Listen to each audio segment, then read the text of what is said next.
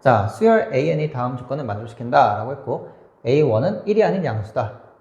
그럼 A1은 양수인데 1이 아니니까 0과 1 사이에 있거나 또는 1보다 크다 라고 할 수가 있겠죠. 그 다음 나조건 홀수 번째 그리고 다음 짝수 번째일 때는 합했을 때 1이 되는 거고 짝수 번째 그 다음 홀수 번째일 때는 곱해서 1이 된다 라는 거죠.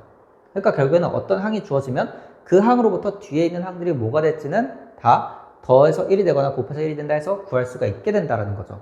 됐나요? 자, 그럼 한번 나열을 해볼까요?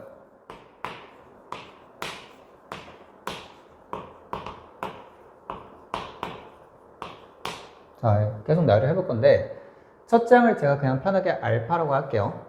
그러면 A2는 뭐가 되는 거죠? A2는 홀수 번째랑 짝수 번째 순서일 때는 더해서 1이 되는 거였으니까 얘는 1-알파다 라고 볼 수 있고 짝수 번째 홀수 1번째일 때는 곱해서 1이 되는 거니까 역수인 1-알파 분의 1이 나온다. 얘는 또 여전히 1에서 이 숫자를 뺀 건데 요거 좀 정리를 해볼게요. 1-알파 분의 1-알파에서 1을 뺀 거니까 마이너스 알파가 되죠. 다시 정리해보면 알파 마이너스 1분의 알파다 라고 쓸 수가 있을 거예요. 됐나요? 자, 짝수 번째랑 홀수 번째는 합했을 때, 곱했을 때 1이 되는 거였으니까 역수해주면 알파분의 알파 마이너스 1이 될 거고요. 자, 얘네들은 합했을 때 1이 되니까 1 마이너스 알파분의 알파 마이너스 1이 되겠죠. 그럼 얘 정리해보면 어떻게 돼요? 알파분의 1이 된다라는 걸 알 수 있고 h를 이제 구해보시면 얘네 둘이 곱해서 1이 되는 거니까 알파가 될 거예요. 그럼 그 다음부터는 볼 필요가 없는 거지.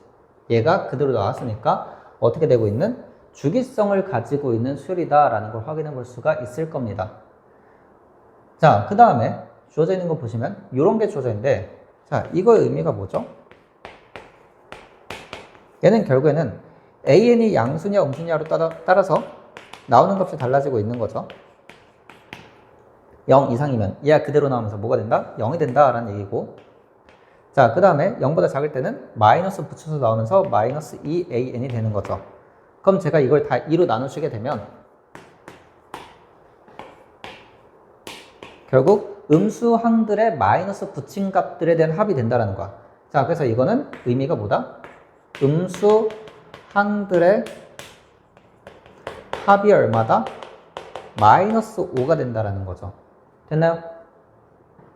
그럼 이 항들 중에서 어떤 게 음수항이 될까를 생각을 해보셔야 된다는 거고 첫째 항이 양수긴 한데 0과 1 사이인지 1보다 큰지에 따라서 여기 가운데 보시면 이런 값들이나 뭐 이런 값들이 좀 달라질 수 있다라는 거야. 그러니까 케이스를 나눠보셔야 된다는 거죠. 첫 번째. 자, 이걸 좀 정리하고 위에다 쓸게요.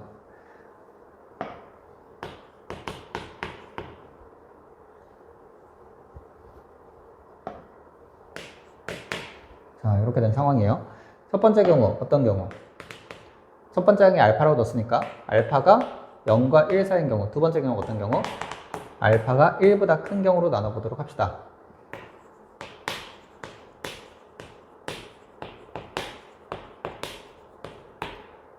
자, 그럼 여기서 양수가 되는 거, 음수가 되는 거 한번 판단해 보도록 합시다. 현재 얘는 양수고요. 1에서 얘를 빼면 당연히 어떻게 돼? 양수가 된다는 거지.